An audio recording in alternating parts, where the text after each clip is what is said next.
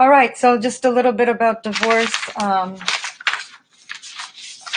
not going to have a large discussion of it because my point here today is not to really teach you about divorce, but to teach you about the same pattern that can very often be present in divorce, as well as grandparents raising grandchildren. So, as we know,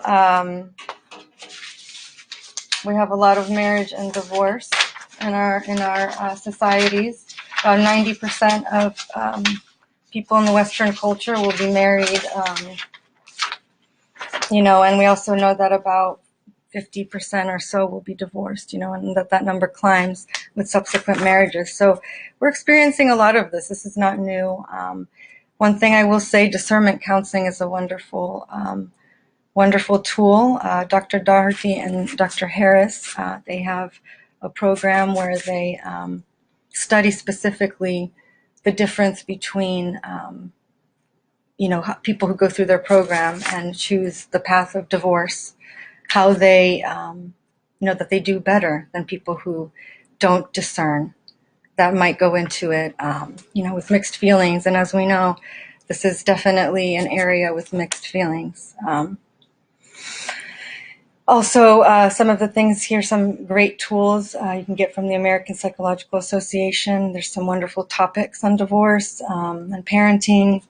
And I think we can really think about divorce. It is a very, intense thing. And I would even say we could compare it to tearing of flesh, literally. And if we think about our children, in the middle of that, they are being torn with the separation of the parents. Now, we also know that there are a lot of things that we can do during a divorce to help buffer and strengthen this tearing. So even if there are some scars, there is a good possibility for a really, high quality recovery.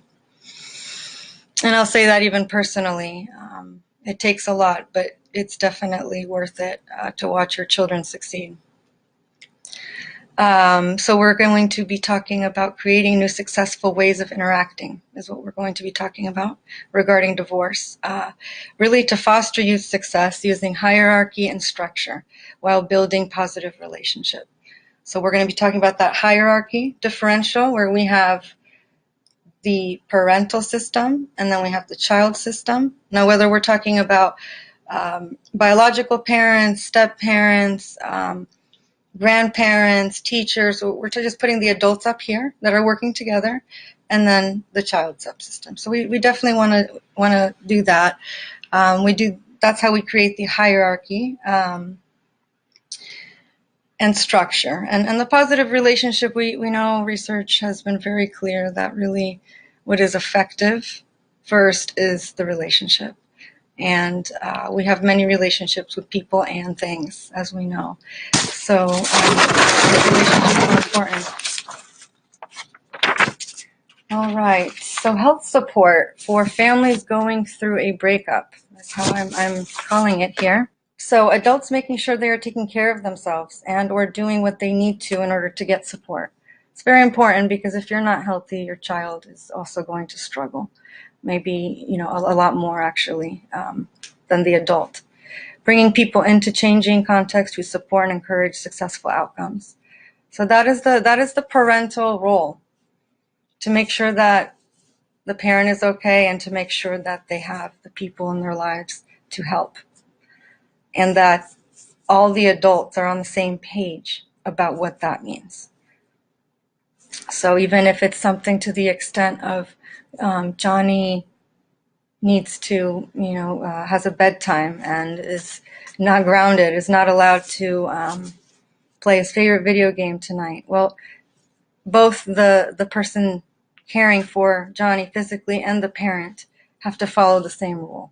If we're talking about a single parent or single grandparent, as is often is the case.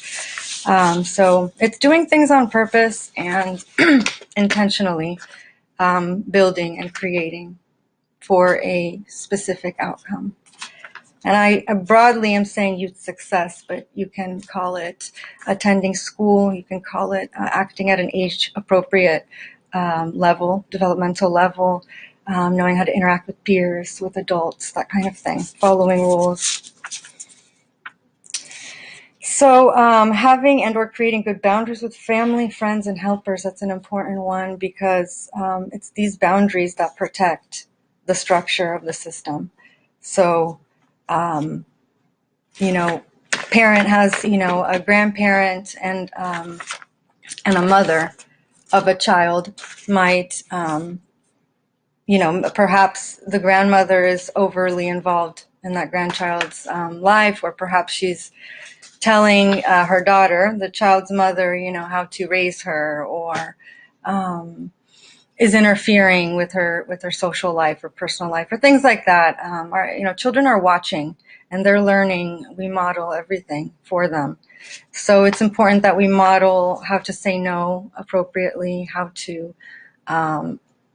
receive love, how to have boundaries and limits. We have to support the parents as well. Providing adequate support for children on purpose, as we've been talking about. Not increasing trauma, as we are seeing with our border crisis, and lack of support while families are being separated. We're really not taking care of the system. We're causing a lot of trouble there. So definitely providing it on purpose. We know what children need developmentally, and there's just no reason why that we cannot do that when we know how effective it is.